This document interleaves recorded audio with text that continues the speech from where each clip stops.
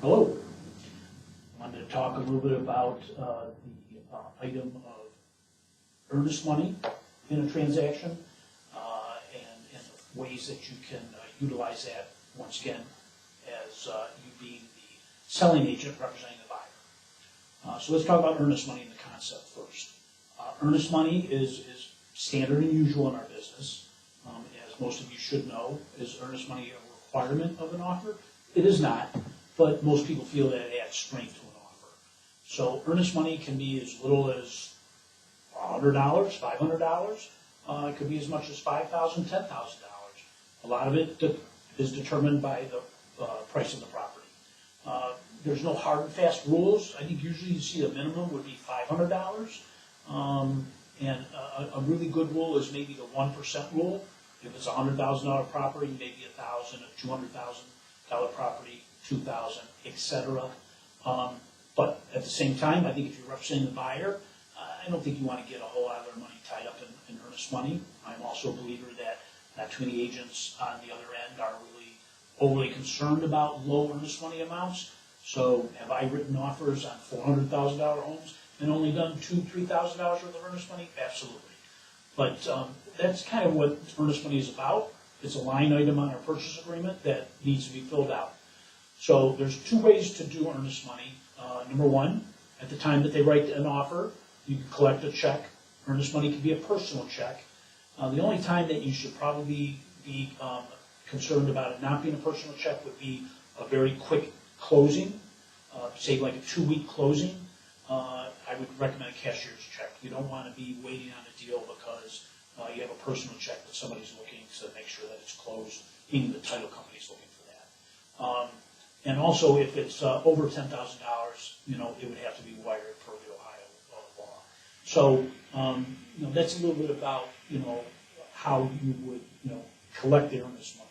The other way to do it is with a promissory note. There's a promissory note involved in our dot loop templates, and a promissory note is nothing more than they are using that in lieu of giving you a check up front and saying, hey, I'm going to redeem the promissory note for $1,000 if I get this under contract. So you can certainly use a promissory note, especially if you're doing a deal on dot loop and you're not meeting with the person directly. Our contract, will state very clearly how quickly you need to redeem the earnest money. You can write an offer that says that the earnest money is going to be in the form of a check for $2,000 and write it up. And when it gets agreed upon by the seller and the buyer, then you're turning to your buyer going, I need that $2,000 check per the terms of the contract. Okay, so that's a little bit about the earnest money when it comes to the process. I will say this. Earnest money is one of the most important issues when it comes to not following through and getting yourself in trouble. Earnest money is one of the big things that can really cause problems if you don't properly follow the rules. So, you're writing an offer.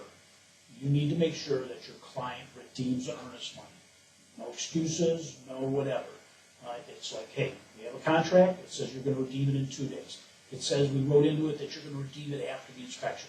Whatever it is, you need to get it redeemed. Common customary practices is that we provide a copy of that to the agent on the other side.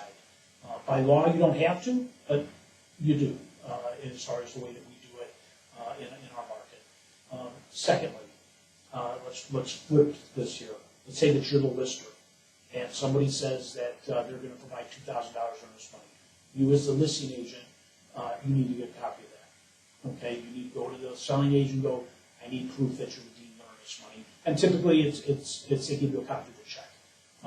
And in both cases, if it's your listing, or if it's you're writing it up and you're representing the buyer, and it's not your listing, it's listing by whomever, that also it has to end up in your loop. And we all know things need to be in your loop that need to be in there for you to get paid. And lastly, and very important, most earnest money checks, for instance, some of our competitors, they have the earnest money checks made out to them. They have an earnest money account that they hold the checks and they cash them, and they have what they call kind of a fund for that, separate from everything else. Keller Williams, our broker, here in Westlake, we don't want any earnest money. Do not have your clients make the earnest money out to Keller Williams. Typically, who you want the earnest money to be made out to is whoever is doing the escrow, which typically is going to be the title company. So if you write up an offer and it's Ohio Real Title and it gets accepted, the earnest money is to be made out to Ohio Real Title and given to them, and they will account for it in the transaction. So once again, and this makes a lot of sense, it saves our broker money, it saves us a lot of hassle. We do not collect earnest money and have earnest money checks made out to us as the broker. You make it out to whoever's handling the escrow, and 99 out of 100 times that is going